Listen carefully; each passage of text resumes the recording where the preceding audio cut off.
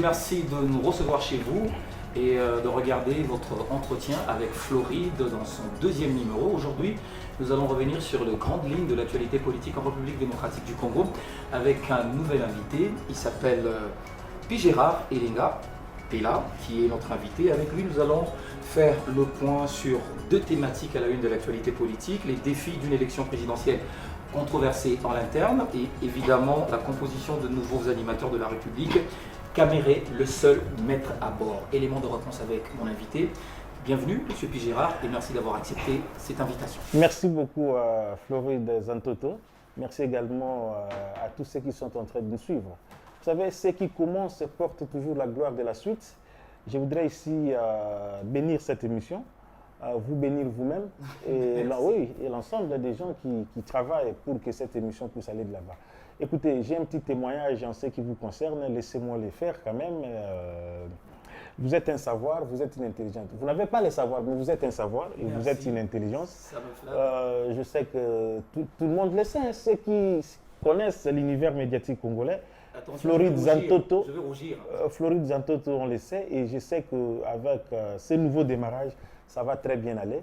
Et pour moi, ce n'est pas une première. Je sais qu'à chaque fois que vous aurez besoin de moi, je vais venir pour qu'on puisse servir ensemble la République. Voilà. Alors, vous êtes journaliste et dans le cadre de cette émission, vous êtes journaliste, je l'ai dit, mandataire public, mais ici, je vous reçois en tant qu'analyste politique parce que vous avez l'habitude de faire la ronde des médias et faire les analyses politiques. Super. Alors, dans cette émission, nous aimerions évidemment apporter des éléments d'éclairage, de lumière sur les questions politiques en RDC. Alors, vous avez été candidat à l'élection législative, candidat malheureux.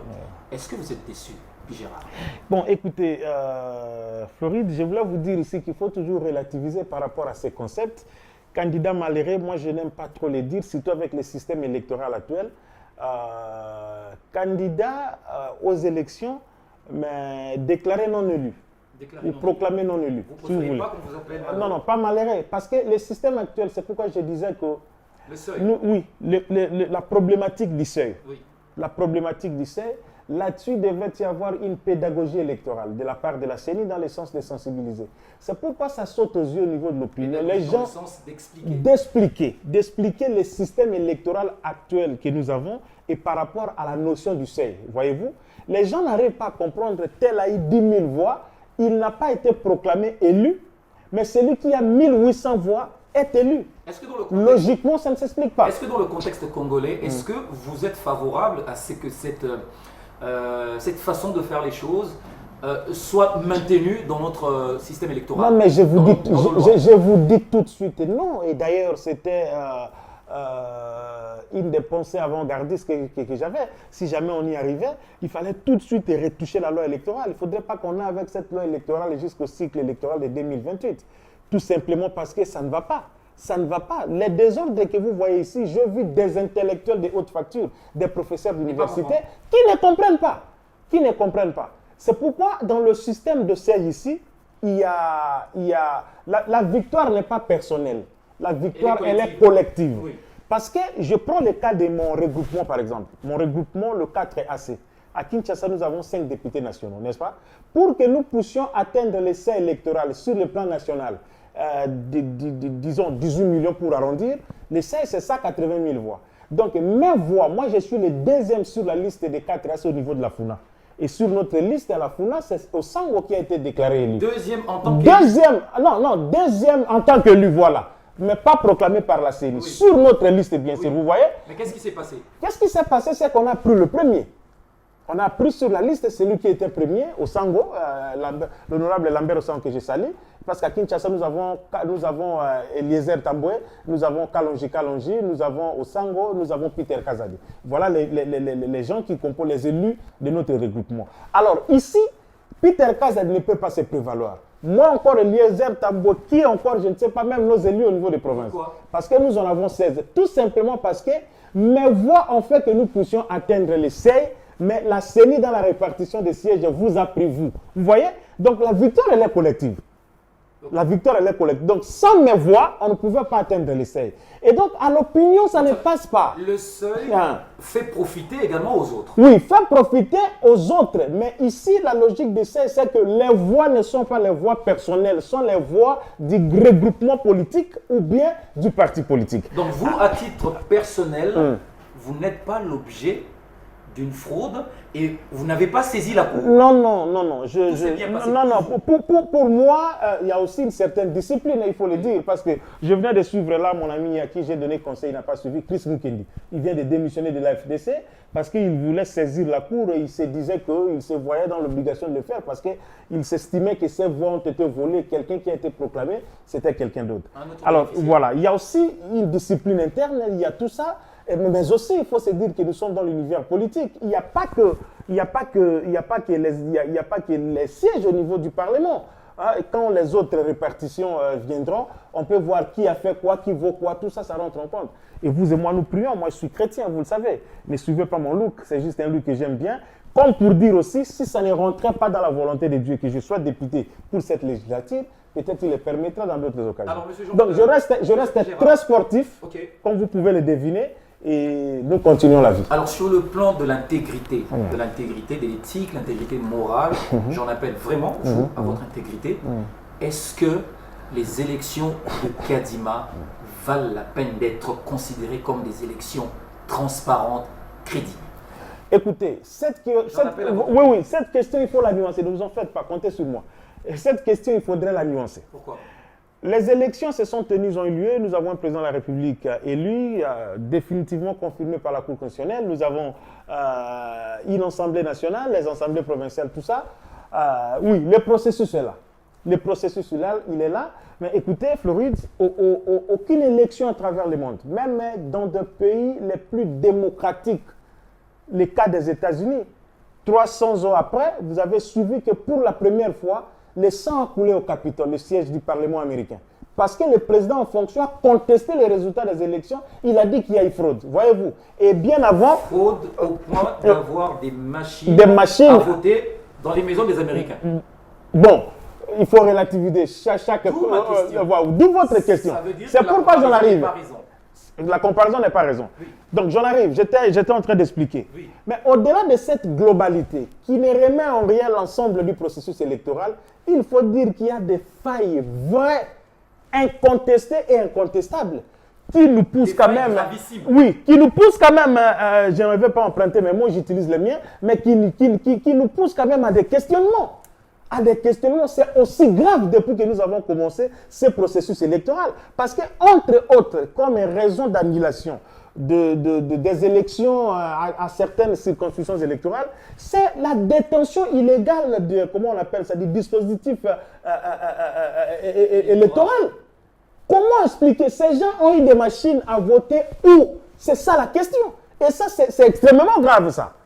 C'est extrêmement grave. La gravité maintenant se pose à quel niveau? Le fait que la justice ne s'est pas saisie de cette affaire et que ces personnes sont en train de se déambuler dans la vie. Non, mais c'est toute la suite, parce qu'il faut faire la part des choses. Il y a la dimension des sanctions qui sont du reste conservatoires, administratives au niveau de l'appareil électoral, de l'institution électorale qui est la CENI. Mais là-dedans, vous allez ressortir des infractions. Il y a des infractions, donc des poursuites pénales devraient, à mon avis, s'en suivre. Et je ne sais pas qu'est-ce que le parquet attend.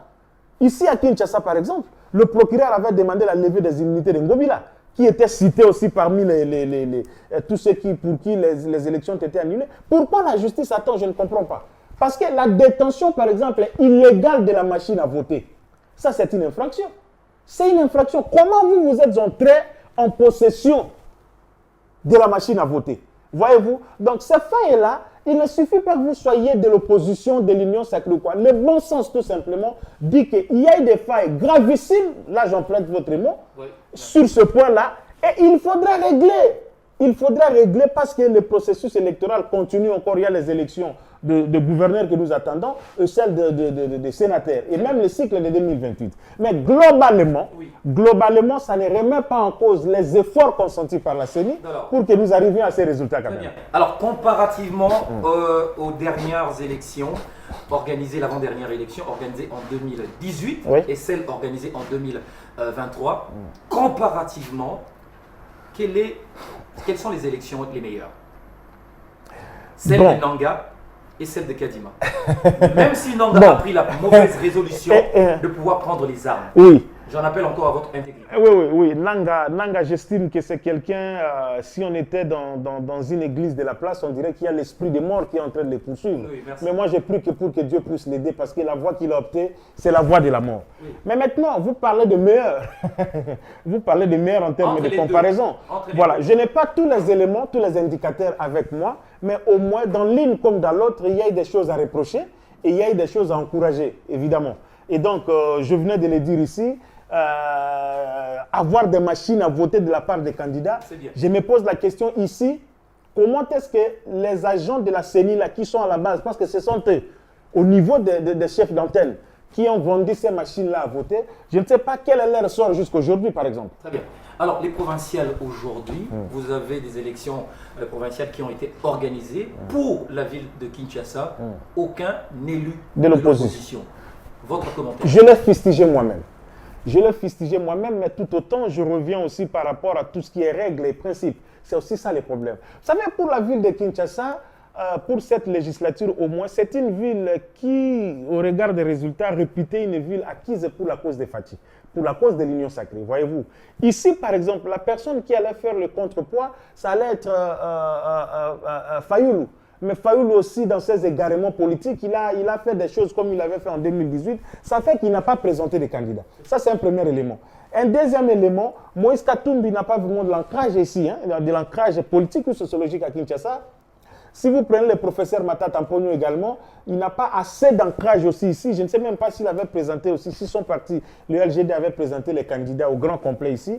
Tout ça, ce sont des éléments qui sont pris en compte. Ce qui fait que je connais les candidats de l'opposition, les quelques-uns qui se sont présentés, qui ont fait un score. Mais au nom, parce qu'au niveau provincial, le CR est de 3%, au nom de cette mathématique électorale, ça fait qu'ils ne puissent pas être proclamés parce qu'aucun parti de l'opposition n'a atteint le CR au niveau provincial ici dans la ville de Kinshasa.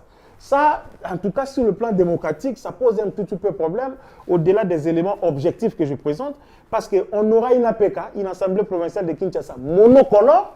Nous savons comment ces gens fonctionnent.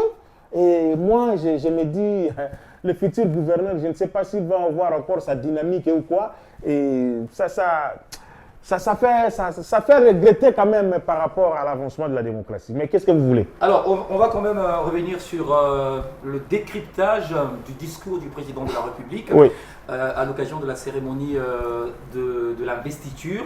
Ce discours qui a eu lieu la semaine passée, samedi à Kinshasa.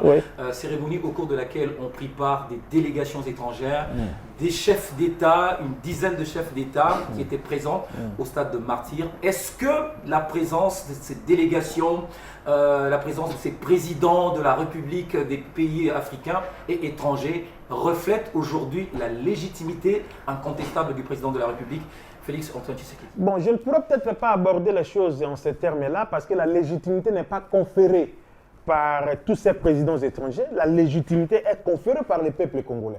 Parce que c'est le peuple congolais qui élit ses dirigeants à tous les niveaux. Au niveau présidentiel, c'est Tshisekedi qui est devenu le président de tous les Congolais et avec tous ces députés que nous voyons au niveau tant national que provincial. Mais il faut dire que c'est quand même quelque chose, une première. 64 ans bientôt. Nous n'avons, Kassavou est arrivé au pouvoir de la manière dont nous connaissons, Mobutu, Mouzé, vous avez Kabila, tout ça, mais c'est une première pour que nous puissions voir cet afflux. Qu'est-ce qui est première? Le fait qu'il y ait... La présence, voilà, la présence de ces chefs d'État.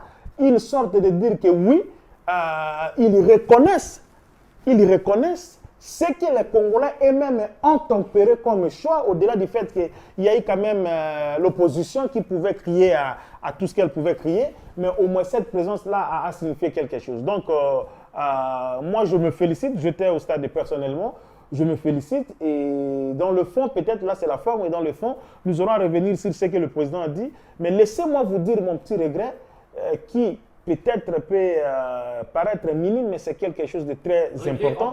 En termes de l'absence de l'ancien président de la République. Le président Joseph Kabila Kabange. Est-ce qu'il fallait que le président soit là? Non, élégamment, il devrait être là.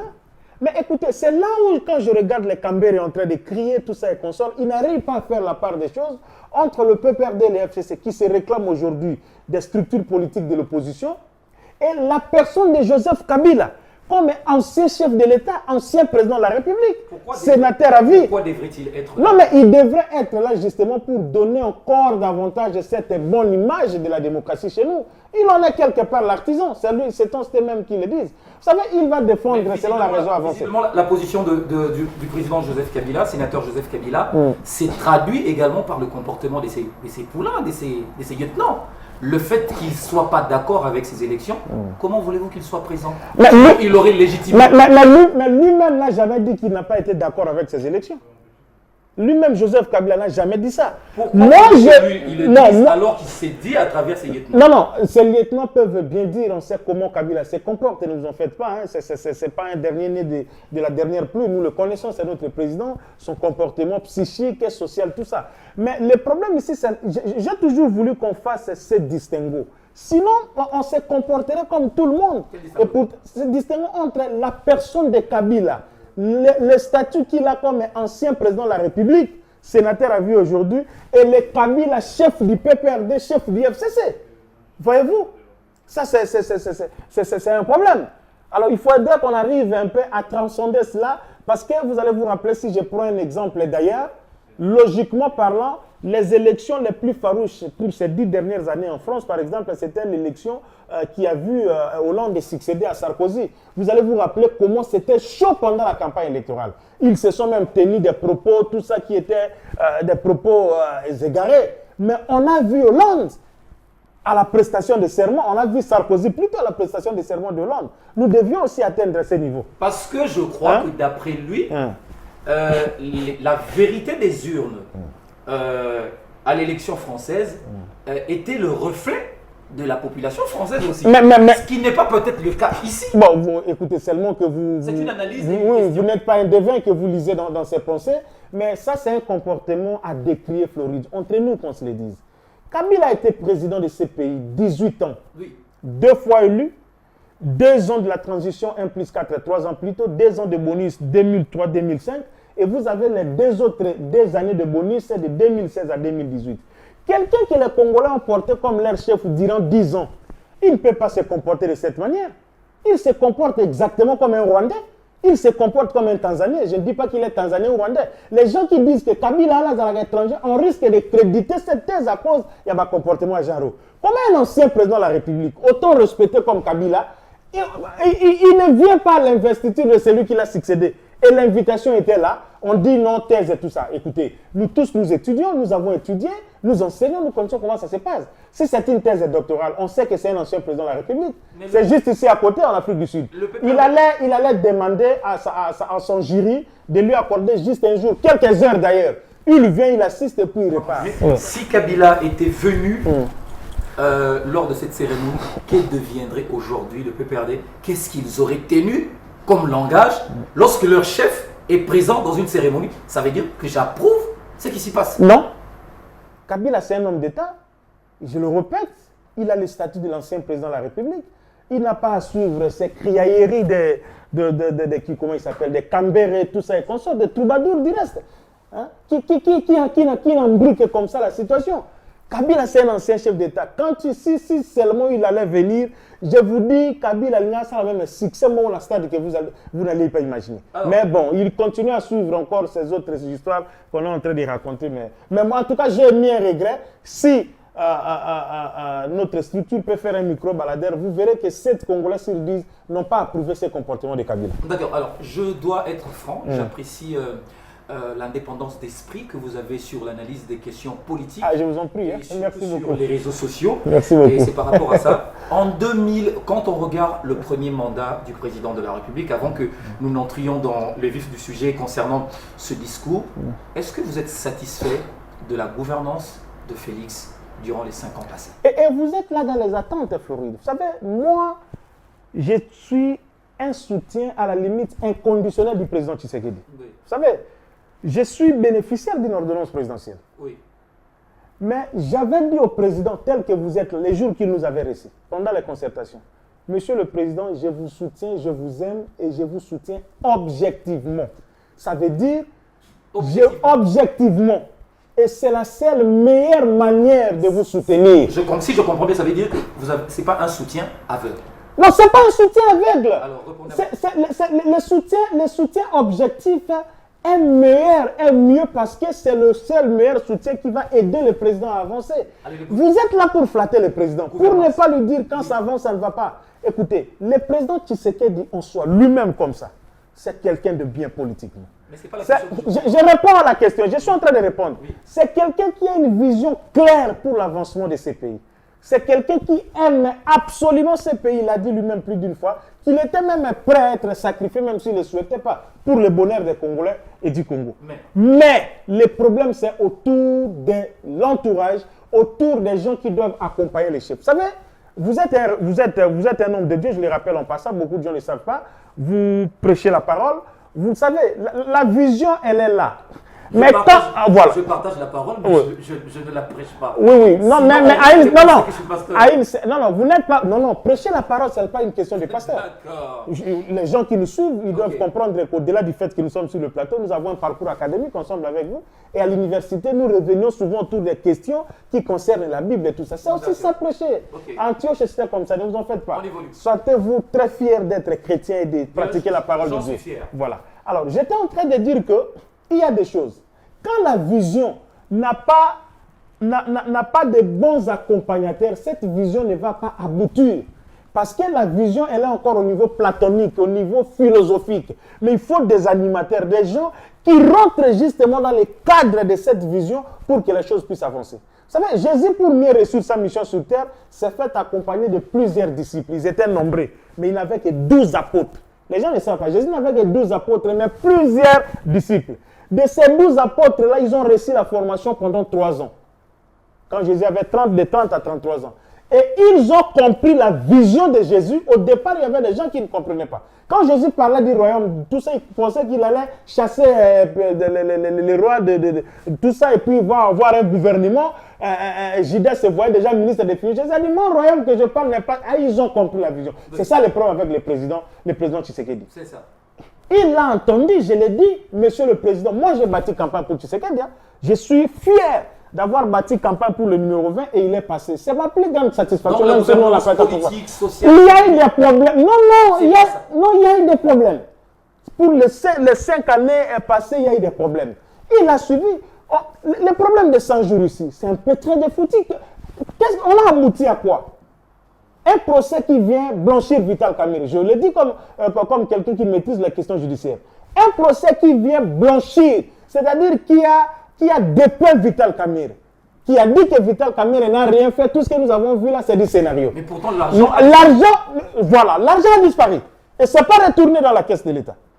Aujourd'hui, tous ceux qui ont été cités dans cette affaire sont partis. Paix à leurs âmes, juge Yanni et qui encore? Il y en avait 2 comme ça qui sont partis. Il y a les juges et puis il y a quelqu'un d'autre qui était aussi parti. Voyez-vous, il y a des choses qui vont pas dans ce sens-là. Les Vidiati Manga ont été à Makala pour quelle raison? Les trafics d'influence inutiles. Les gens qui pensent que parce que je mange avec le président ou j'étais avec lui à Bruxelles, je dois faire ceci, faire cela, alors que le président est devenu président de la République. Donc les collaborateurs du président de la République. Les collaborateurs. Une incidence négative. Une incidence négative. Bien sûr que oui. Il faut le dire. Le président lui-même avait dit l'évaluation trimestrielle des membres du gouvernement. Mais nous l'avons vu. On a des ministres presque relativement foutus, inutiles dans ce gouvernement. Alors quand on dit qu'il n'y a pas... On se demande qu'est-ce qu'il faut comme membre du gouvernement. Il n'y a pas de mauvaises troupes, qu'il n'y a que de mauvais chefs, c'est faux. Dans les contextes politiques, ça ne se définit pas comme ça. Non, ça ne me met pas mal. Non, je viens de le dire ici. Oui. L'évaluation, par exemple, trimestrielle, ça c'est le président lui-même, non? Oui. Ça c'est le président lui-même. Il ne le fait pas. C'est ça que j'ai dit, c'est pourquoi j'ai dit ça, c'est le président lui-même. Oui. Mais cet adage ne s'applique pas dans le contexte politique parce que nous avons la notion de la séparation nette des pouvoirs institutionnels. Le président lui-même, combien de fois il a décrié notre justice, notre appareil judiciaire? Vous allez vous rappeler l'interview avec Christian Lusako et Françoise Bouela. Il en a parlé. Quand l'IGF fait son travail en amont, de l'autre côté, le parquet devait prendre les relais, mais ça n'arrive pas. Le président a planifié. Et vous savez pourquoi? C'est lui le magistrat suprême. Et lui aussi le garant de bon fonctionnement. Mais justement, si il faut avoir des leaders, des responsables à la stature de Tshisekedi, c'est important. Il est responsable, il porte en lui la solution. Mais quand ça ne va pas, il dit aussi que ça ne va pas. Il alerte d'abord, au-delà de chercher des solutions. Voyez-vous? C'est lui le garant du bon fonctionnement des institutions, mais le président ne remplace pas le Conseil supérieur de la magistrature. Il ne remplace pas tout ce que nous connaissons qui se passe dans notre Parlement. Heureusement que nous voyons encore des gens qui commencent déjà leurs bêtises tout au début comme ça. Voyez-vous? Ce que vous décriez aujourd'hui a été décrié au temps de Kabila aussi. C'est pourquoi je dis ceci. Quand nous le disons, le président lui-même l'a reconnu. Nous sommes déjà dans son discours. Vous reconnaissez sa célèbre phrase du 20 janvier au stade des martyrs. Je ne vais plus reprendre quoi? Les erreurs quoi? Du passé. Les erreurs du passé. C'est-à-dire le président reconnaît qu'il y a eu des erreurs. Si lui-même déjà l'acteur principal reconnaît qu'il y a eu des erreurs, nous qui l'accompagnons, nous qui le tenons, nous qui le soutenons, donc il y a eu erreur. Et nous qui voulons ça réussir. Vous savez pourquoi, excusez-moi, Floride? Parce que ce deuxième mandat, je l'ai qualifié d'un mandat de redevabilité absolue. Mandat de redevabilité absolue, mandat de l'histoire. Parce qu'après 2028, Tshisekedi ne sera plus président de ce pays. Je ne rentre pas dans le futur de ce qui peut arriver en termes de dynamisme politique. Mais je suis dans la logique de la constitution actuelle. Voyez-vous? Mais 10 ans, 15, 20 ans après, n'est-ce pas? Zantoto Junior, puis Junior, quand ils nous poseront la question, président Félix, parce que les enfants l'aiment beaucoup, Fatih Béton, Balamike Balingagemine, qu'est-ce qu'il a fait? Donc c'est un mandat de correction. Et lui, il a la chance, c'est parce que Dieu l'aime beaucoup. S'il était parti, moi, personnellement, j'allais être le plus malheureux. Je me disais, mais toutes ces erreurs, le président les corrigerait comment? Mais voici l'occasion. Voici l'occasion de les corriger. Et ça, c'est très important pour la réussite de ce mandat, qui est un mandat de l'histoire. Et j'étais en train de le dire qu'à la limite, le président Tshisekedi n'a que faire, surtout avec toutes les bêtises que les caméras viennent de commencer là. Alors, vous avez aujourd'hui cette plateforme de pouvoir nous éclairer et éclairer ceux qui nous suivent. Très bien. Quelle est la meilleure façon pour le président de la République, Félix Antoine Tshisekedi, de pouvoir corriger les erreurs du passé? La meilleure façon, je le dis dans plusieurs émissions, la meilleure façon, Floride, c'est d'abord d'énumérer toutes ces erreurs-là. Il les connaît. Il connaît ces erreurs. Ça, je crois il les connaît. On suppose qu'il voilà. Et maintenant, pour l'instant, justement, papa, c'est débarrassé. C'est débarrassé. Et le président de la République, au regard de la Constitution, comme on le place au-dessus de la mêlée, qu'il ne soit pas dans ces carcans-là, qu'il ne soit pas cette sorte de prise en otage, parce que vous voyez déjà qu'il commence à se faire. Parce qu'après tout, c'est le peuple qui élit le président de la République. Le président de la République, devant le Congrès, il ne vient que faire un discours à la nation. Mais il a des comptes à rendre au peuple congolais qu'il a élu. Donc, et le score, le score de 73% est un message très fort. Le président suivant lui a dit des choses en face de la campagne. Et il a dit, j'ai entendu et j'ai compris. Une des réponses, c'est je ne veux plus retomber dans les erreurs du passé. Le choix des collaborateurs, c'est débarrasser de tous les immoraux politiques, notoirement connus. C'est justement la question que j'allais vous poser. Il doit se débarrasser finalement de qui? Il doit se débarrasser des immoraux politiques notoirement connus. Ils sont connus. C'est pas risqué. On n'a même pas cité parce que le président de la République, à ce qu'on appelle, il les connaît, à ce qu'on appelle les prérogatives. Ces histoires des gens qui veulent toujours être là, et politiquement, ils ne sont pas moraux. On les connaît dans leur manière de gérer. On connaît les mêmes qui ont compliqué Tshisekedi durant les 2 années du premier mandat. Lorsque nous étions dans la coalition FCC Cash, ils ont changé de casquette. Ils sont revenus. Ils sont devenus plus Tshisekedistes que Kabouya. Ils sont maintenant là en train de vouloir faire... Vous citer les transfuges de Kabila. Les transfuges, par exemple, là... Les mettre de côté. Les maîtres, ils sont allés au Parlement, non? Mais... Moi, ce message-là, je le passerai à la fin. Ils sont allés au Parlement. Ils sont allés au Parlement. Ils ont tout fait. Il y a même certains qui ont vendu le sexe pour se faire élire. Je sais ce que je dis ici. Mais mon fan dans l'Assemblée nationale, vous avez été élu honorable député. Restez à l'Assemblée nationale. Les institutions qui restent des nominations, gouvernement, entreprise, machin, tout ça, les présidents, qu'ils regardent et voient les gens qui peuvent l'accompagner. Les loyaux existent encore. Oui. Les relativement corrects existent encore. Oui. Et les gens qui ont le souci de ces pays, comme le président, existent encore. Ce n'est que dans un premier temps, en faisant cela, que le président peut compter sur la réussite de son deuxième mandat. J'ai l'impression que vous ne comprenez pas comment se fait le jeu politique. Le jeu politique s'est fait au regard des poids politiques, des formations politiques. Comment, par exemple, le président de la République peut se décider de se défaire de Kamere? Comment est-ce que le président peut se décider de se défaire de Bahati? Comment le président peut se décider de se défaire de Bemba? C'est impossible. Je vais être pratique. Nous sommes au niveau de l'Union sacrée, n'est-ce pas? Oui. C'est comme ça que les gens ont vendu des maisons, ils ont tout vendu, les enfants, tout ça pour se tailler un peu un bon nombre de députés pour avoir justement ce poids politique-là. Oui. N'est-ce pas? Qui ne connaît pas que les gens que vous venez de citer là ont tout rempli comme fonction dans ces pays?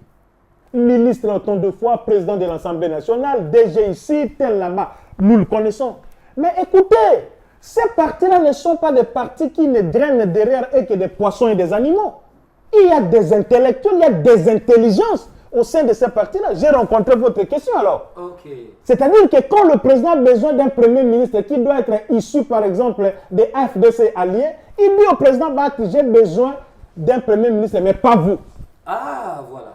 C'est cela. Vous comprenez? C'est cela que je suis. Ah, d'accord. J'ai besoin d'un premier ministre issu des rangs de la FDCA, de professeur Bahati, mais pas vous. Mais le prof Bahati présente la personne. Je dois vous le dire. Déjà, Bahati ne le fera pas. Non, ça c'est vous qui le dites. Et Bemba. Je vous dis, ça c'est vous qui le dites. Mais moi, vous ne le dites pas. Moi je dis, c'est vous qui le dites. Je vous dis si c'est vous qui le dites. Parce que vous aussi, vous ne connaissez le président Tshisekedi que d'un rêveur. C'est quelqu'un qui est aussi ce qu'il est. Sama nous a sorti d'où? Quelle est la formation politique de Sama Lukonde? La formation politique de Sama Lukonde est clairement comme ça. Lutundu est là à quel titre? Parce qu'il s'est départi. Ça pourrait demain se retourner contre lui. Non, ça ne peut pas se retourner contre lui, contre le président. Non, tout simplement parce que, papa, au-delà du reste, Floride, au-delà du reste que ce sont des formations politiques, mais il y a la population. Voyez un peu cette aventure de mauvais goût de Vital Kamere, qui encore, comment il s'appelle, Moussa, tout ça et consort. Mais regardez comment est-ce que la population, ne serait-ce qui n'a accueilli cela. Vous suivez dans les réseaux sociaux. Voilà la question. Est-ce que la formation de ce regroupement, de ce nouveau regroupement politique, à part d'ailleurs la plateforme Union Sacrée que nous connaissons, est-ce que ça représente un danger déjà? Qu'est-ce que vous y voyez? Moi, j'y vois déjà un tout début d'un danger. Parce que l'Union pour la Nation, l'Union Sacrée pour la Nation, l'UCN, était devenue, au-delà d'être une structure politique électorale, c'était devenu une structure politique opérationnelle. N'est-ce pas? L'Union Sacrée ne se limite pas qu'aux élections. C'est une organisation politique, pas seulement électorale. Comprenez-vous?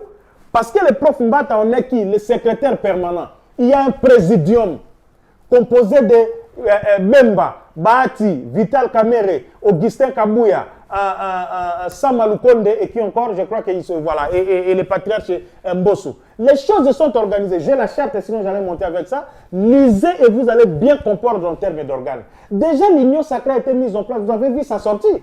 Sa sortie officielle ici au Stade des Martyrs et la signature de la charte au niveau du Grand Hôtel. Vous avez peur de quoi? Kamere sort. Mais on ne peut pas avoir peur parce que Kamere fait partie d'une organisation qui s'appelle l'Union Sacrée. Soyons quand même ordonnés, non? Mais vous n'avez pas... C'est aussi simple que ça. Vous n'avez pas suivi le secrétaire général Augustin Kabouya? Non, Augustin... Qui déjà... Augustin Kabouya, c'est un politique. Oui. Moi, ici, j'analyse les faits, indépendamment de ce que Kabouya a dit. Augustin Kabouya, c'est un politique. Ça, ce sont des analyses qui vous engagent. Oui, qui m'engagent. J'ai dit Augustin Kabouya, c'est un politique. Mais moi, j'ai fait des analyses indépendantes qui n'ont rien à voir avec ce qu'Augustin Kabouya a dit. Augustin Kabouya, c'est un politique. À chaud, il ne pouvait que dire ça. C'est un des grands responsables du présidium. Mais la déclaration de quel jour? De mardi. Oui. Hein? La déclaration de... Non, la déclaration de mercredi. Vous avez suivi, quand ils se sont rencontrés, ils se font même détacher pour dire que c'est l'autre l'aile de l'Union Sacrée. Et vous avez trouvé qui? Il y a Bahati, n'est-ce pas? Oui. Il y a le patriarche Mbosso, il y a Augustin Kabouya lui-même qui a fait le déplacement parce que c'est lui qui est allé vers eux. Avant, il dit bien, il a parlé avec Bemba au téléphone. Mais pourquoi encore un autre regroupement? Non, c'est ça la question. Oui. Moi, je me dis que... C'est du désordre. Oui, c'est du désordre. C'est du désordre, c'est du n'importe quoi. C'est du désordre, c'est du n'importe quoi. On peut beau dire ce qu'on peut beau dire là, le président n'a pas à se prononcer, maintenant, il a des canaux, mais je vous dis que par rapport à cette classe politique ici, où il y a trop de médiocres à l'intérieur qui ne veulent pas changer, Floride, je vous dis, oui. Tshisekedi doit avoir aussi un peu un esprit dictatorial, un peu à la manière de Kabila. Vous savez, nous sommes le passage de l'AMP à MP. Alliance de la majorité présidentielle, Nzanga Mobutu Gizenga Kabila, et puis majorité présidentielle. Le professeur Bat ici, oui. Celui qui a suivi le maletier de qui, comment il s'appelle, les deuxième élection présidentielle, comment il s'appelle, Katumbi, Olivier Kamitatu. Il y avait Olivier Kamitatu, il y avait Prof Bahati. Ayez des propos courtois, s'il vous plaît. Oui, non, je suis courtois. Et je suis courtois. Je suis courtois. Ne vous en faites pas, je suis courtois. Le troisième, je crois, c'était Ndundu. Ils ont créé un courant au sein de l'AMP. Vous avez la mémoire du journaliste. Oui. Kabila était absent à Zonga et Boya Kingakati. Ils sont allés à Kingakati, ils ont trouvé Kabila en train de jouer avec un revolver en main. Il a dit, au monde de Bozana, retournez, je ne vais plus entendre de cette histoire. Et cette histoire a été dissoute. C'est pareil. On ne pouvait pas concevoir avoir la majorité présidentielle AMP avec un secrétaire général au Minakou, tout ça, et vous venez vous créer notre courant à l'intérieur. Kabila a stoppé ça net. Je demande au président de la République, au président Tshisekedi, qui a l'autorité de référence, l'autorité suprême de l'Union sacrée, d'arrêter ça net. Parce que c'est la même majorité. Bango Moko déjà a plus de 400 députés. L'Union sacrée a plus de 400 députés. C'est pour dire qu'ils ont la primature, ils ont la présidence de l'Assemblée nationale, la présidence du Sénat, le gouvernement. Qu'ils se la partagent tout simplement en respectant tel peut être ici, tel peut être là-bas, tout ça, puis les choses vont aller. Pourquoi vouloir créer cela?